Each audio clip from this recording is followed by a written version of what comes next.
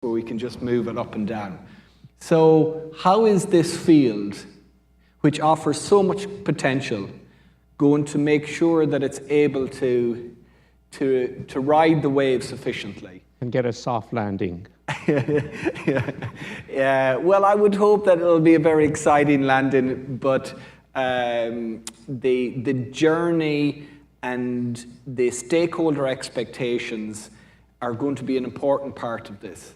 And I think we, at places like the Sloan School, can add to that understanding. Wait, I've got to ask one more question about that. Has there ever been an emerging technology of such high impact potential which did not oscillate up and down many cycles? I think that the oscillation is amplified today. And it's been juiced because we have access to enhanced financial markets. And that juices everything that you're seeing in terms of expectations, in terms of the bets being made and blah, and blah, blah, blah, blah, blah.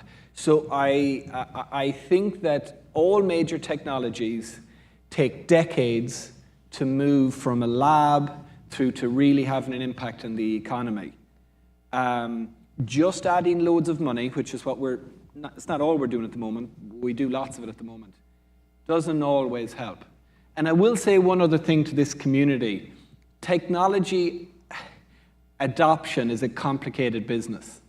Let me give you you probably all assume, as soon as we build a quantum computer, okay, not that simple, but as soon as we do, surely industry will just take us up on it.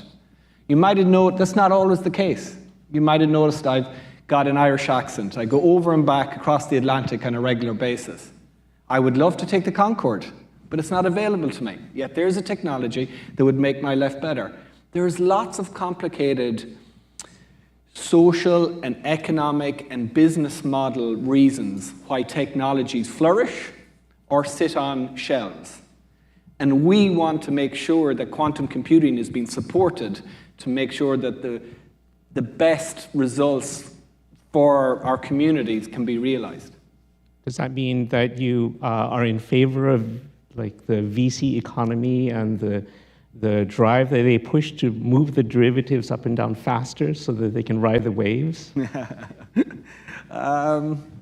Well, you could look at it I tend to support it, that it's not a perfect system, but it still, I think in a lot of cases, I don't believe in total free market, unregulated, everything, blah, blah, blah. But I think in a lot of situations, it can be very helpful, but it depends on the subject area, yeah. Should I ask you one more question? I mean, I feel like, I doubt the audience came to listen to me, but anyway. Yeah. Well, okay, Dirk, with apologies to you, just one last thing. How many billions of dollars do you think it will take quantum to make it become real? Do you not think you should have gone to the other side to ask Will actually wants the check. I wanted to mention, I definitely encourage folks to discuss, and if, for example, Will wanted to answer that question, you're more than welcome to. Or maybe you'd like to. And Ike is certainly. You'd like a few billion yourself. I would absolutely love a few billion, but I'm not going to promise I'll have a working quantum computer in a few years. But it's probably going to be billions. You didn't laugh at my question. It definitely is billions. Yeah. I would say T. Yeah. I would say it's $1 trillion or more. Hey, we think back to the last century, right, and how semiconductor classical computers, conventional, right? They hate it when we say classical. So conventional computers developed. And think of all the investment that went into that. And ask yourself, when did we have a conventional computer? What day did that happen? Because we often get asked, when are we going to have a quantum computer? Okay, well, when did we have a conventional computer? It's very hard to pinpoint the date because you have to say, well, what type of conventional computer? Do you mean an abacus? Do you mean a mechanical computer? Do you mean a vacuum tube computer? Do you mean something that could add two numbers together? Or do you mean an iPhone?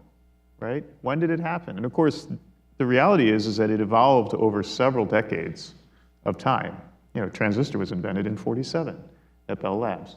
But here we are today making multi-core processors with what? M2 has now 100 billion transistors on it.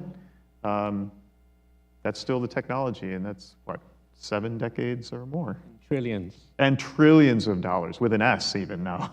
So it's going to take a lot of money, but it is beginning, and it is unfolding now. Now, will we have full at-scale quantum computers commercialized to the same level as our conventional computers today? Is it the next information processing revolution? I don't think we can answer that today. I don't think we know, right? Yeah, Dirk or Ike, if you'd like to tell us about the... But I can say something to that question. Oh, yeah, please. So yeah, in my lab, I'll bring it back to the M's maybe in terms of money rather than the T's. Although it's kind of scary, yeah. I guess the thing that drives me is that I'm convinced that in some time in the future, maybe it's the end of this decade, maybe it's by 2050 or so, we will do many things in different ways than we do today.